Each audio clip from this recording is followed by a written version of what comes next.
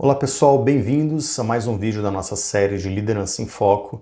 E nesse vídeo a gente vai tratar de um tema muito interessante, que é o perfil comportamental. Então todos nós temos algumas características aí que regem o nosso comportamento, a nossa forma de agir, e a gente vai ver isso nesse vídeo. Existem diversos testes, também chamados de assessments, que buscam definir qual é o nosso perfil comportamental. É claro que não dá para encaixar a gente em algumas caixinhas aí pré-definidas, mas esses testes, esses assessments, eles são muito úteis quando a gente busca reconhecer tanto os nossos pontos fortes quanto os nossos pontos aí que necessitam de uma atenção maior e para a gente fazer um plano de desenvolvimento. Então, para o líder é muito importante conhecer o seu próprio perfil comportamental e o perfil dos seus liderados. Um dos testes mais aplicados e mais conhecidos que existem aí no mercado é o teste DISC, e ele determina então 4 perfis que a gente vai ver a seguir. O primeiro perfil do teste DISC, determinado aí pela letra D, é o perfil dominante. Então, quem tem esse perfil, e é importante a gente colocar que todos nós temos componentes desses 4 perfis em maior ou menor grau, e às vezes a gente tem uma combinação de 2, às vezes até de 3, mas basicamente a gente tem um perfil predominante. Então, quem tem um perfil predominante do tipo dominante, ele tem algumas características. Então, por exemplo, são pessoas bastante autoconfiantes, são decididas, são pessoas aceleradas, pessoas competitivas, lidam muito bem com a pressão, gostam de desafios e precisam de autonomia. Quando esse perfil ele se apresenta de uma forma um pouco exagerada, alguns pontos de atenção podem surgir. Então, por exemplo, uma certa impaciência, uma certa agressividade, às vezes uma arrogância.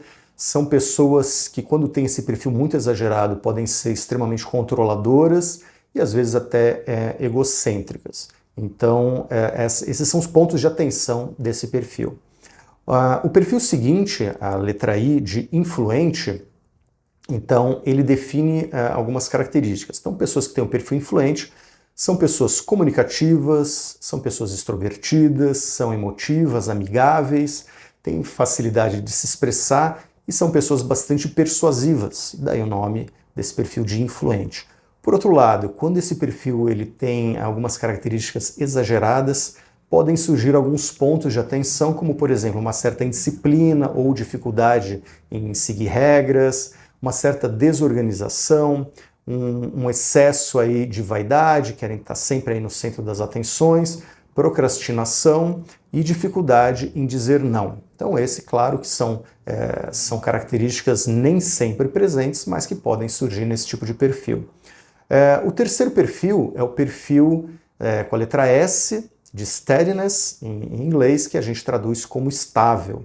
E as pessoas que têm esse perfil predominante, eles têm algumas características, como, por exemplo, são pessoas calmas, são pessoas pacientes, são prestativos, gostam muito de trabalhar em equipe, são pessoas conciliadoras, são pessoas que gostam de rotinas e ambientes um pouco mais harmônicos. Então essas são as características que definem esse perfil. Por outro lado, quando esse perfil ele se torna muito exagerado, então a gente pode observar aí o surgimento de uma certa passividade, falta de iniciativa, uma certa indecisão, insegurança aí em tomar decisões. São pessoas que às vezes podem ser muito dependentes das outras e isso pode provocar uma certa lentidão, né, por parte dessas pessoas. O próximo perfil, com a letra C, são as pessoas do perfil conforme, também traduzido como pessoas analíticas. Então, as características principais das pessoas que têm esse perfil são pessoas extremamente organizadas, são muito exigentes com a qualidade, podendo aí chegar num certo perfeccionismo. São pessoas discretas, retraídas, gostam às vezes de trabalhar sozinhas, são pessoas muito lógicas e racionais. Quando esse perfil está muito exagerado, a gente pode ter o aparecimento de alguns pontos não tão positivos. Por exemplo, uma certa indecisão, uma insegurança, aversão excessiva à tomada de riscos.